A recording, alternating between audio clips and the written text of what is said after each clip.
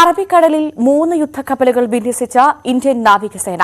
ചരക്കു കപ്പലുകൾക്കെതിരെ ഡ്രോൺ ആക്രമണം നടന്ന പശ്ചാത്തലത്തിലാണ് യുദ്ധക്കപ്പലുകൾ വിന്യസിച്ചത്.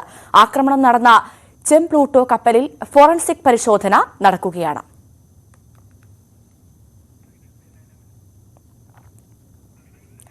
എം.ജി. മിഥുൻ വാർത്തയുടെ വിശദാംശങ്ങളുമായി ചേരും. മിഥുൻ, ഒരു നിർണായക നീക്കം ഇന്ത്യൻ നാവികസേനയുടെ ഭാഗത്തുനിന്നുണ്ടായെന്നാണ് മനസ്സിലാക്കുന്നത്. എന്താണ് വിശദാംശങ്ങൾ?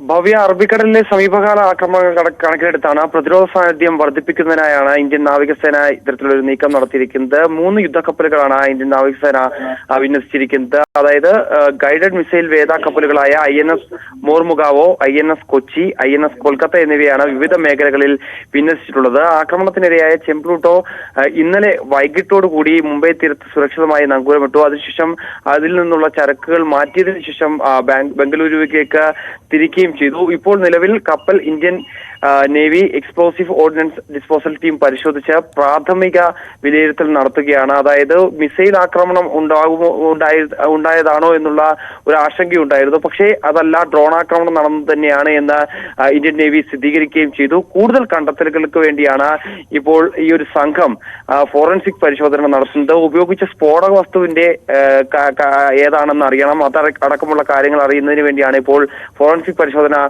നടത്തുന്നതെന്നാണ് മനസ്സിലാക്കാൻ സാധിക്കുന്നത്. എന്തായാലും നാവികസേനയുടെ പരിശോധനയ്ക്ക് ശേഷം വിവിധ ഏജൻസികളുടെ സംയുക്ത അന്വേഷണവും ആരംഭിച്ചിട്ടുണ്ട്. ചെംപ്ലൂട്ടോയുടെ തകർന്ന ഭാഗം ഡോക്കിങ്ങും അറ്റകുറ്റപ്പണികളും നടത്താനുള്ള സാധ്യതയാണ് എന്തായാലും ഉള്ളത്. എന്തായാലും ഈ ഒരു കപ്പലിൽ നിന്ന് പൂർണ്ണമായും അതിന്റെ ചരക്ക് എല്ലാം മാറ്റിയതിനു ശേഷം കൃത്യമായ പരിശോധനകളാണ് ഇപ്പോൾ മുംബൈ തീരത്ത് നടത്തുന്നത്.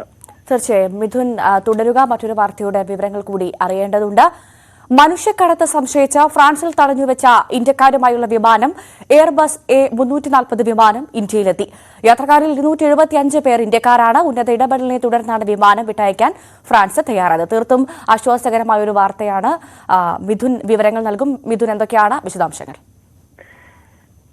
ഭവ്യ, പുലർച്ചെ 4 മണിയോടുകൂടിയാണ് വിമാനം മുംബൈയിൽ ലാൻഡ് ചെയ്തത്. വിമാനം എയർബസ് A340 ആണ്.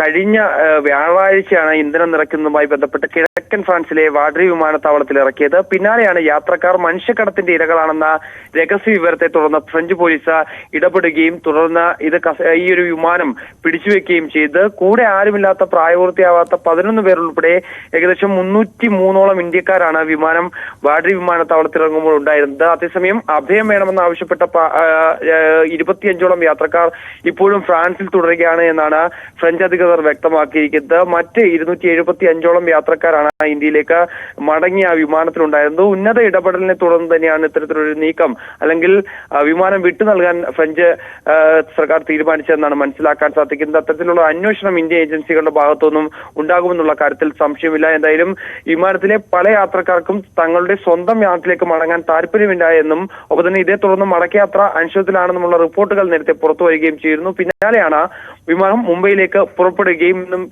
പുലർച്ചയോടുകൂടി മുംബൈയിൽ വിമാനം ലാൻഡ് ചെയ്യുകയും ചെയ്തത്. റൊമാനിയൻ ചാർട്ടർ കമ്പനിയായ ലെജൻഡ് എയർലൈൻസിന്റേതാണ് വിമാനം. അമേരിക്കയിൽ അഭയം തേടാൻ ആഗ്രഹിക്കുന്നവരുടെ പ്രിയപ്പെട്ട ഒരു സ്ഥലം കൂടിയാണ് ഈ നിക്കരാഗ എന്ന് പറയുന്നത്. നിക്കരാഗ വഴി അമേരിക്കയിലേക്ക് കടക്കുകയാണ് ഇവിടെ എത്തുന്നവരുടെ പ്രധാനമായിട്ടുള്ള ലക്ഷ്യം. അത്തരത്തിലുള്ള ഒരു മനുഷ്യക്കടത്താണ് നടന്നതെന്നുള്ള ഒരു രഹസ്യ വിവരമാണ് ഫ്രഞ്ച് സർക്കാരിന് ലഭിച്ചത്, ഫ്രഞ്ച് പോലീസിന് ലഭിച്ചത്. അതിനെ തുടർന്നാണ് വിമാനം കസ്റ്റഡിയിലെടുക്കുകയും US customs and border petrol വിഭാഗത്തിന്റെ കണക്കനുസരിച്ച് ഏകദേശം 2023 സാമ്പത്തിക വർഷത്തിലടക്കം ഏകദേശം 96,000-ലകം ഏകദേശം 1 ലക്ഷത്തോളം ഇന്ത്യക്കാരാണ് അനധികൃതമായി US-ലേക്ക് കടക്കാൻ ശ്രമിച്ചിട്ടുള്ളത്. ഇതിൽ മുൻ വർഷത്തെ അപേക്ഷിച്ച് ഏകദേശം 51% ആളുകൾ ഇത്തരത്തിൽ ഈ ഒരു അമേരിക്കയിലടക്കം കടക്കാൻ ഇവിടേക്ക് എത്തിയിട്ടുണ്ട് എന്നാണ് മനസ്സിലാക്കാൻ സാധിക്കുന്നത്. അതുകൊണ്ട് തന്നെയാണ് ഇത്തരത്തിലുള്ള ഒരു നീക്കം ഫ്രഞ്ച് പോലീസിന്റെ ഭാഗത്തും ഉണ്ടായത്. എന്തായാലും ഉന്നത ഇടപെടലിനെ തുടർന്ന് ഇപ്പോൾ വിമാനം ഇന്ത്യയിലേക്ക് ലാൻഡ് ചെയ്യുകയും ചെയ്തിട്ടുണ്ട്. കൂടുതൽ അന്വേഷണം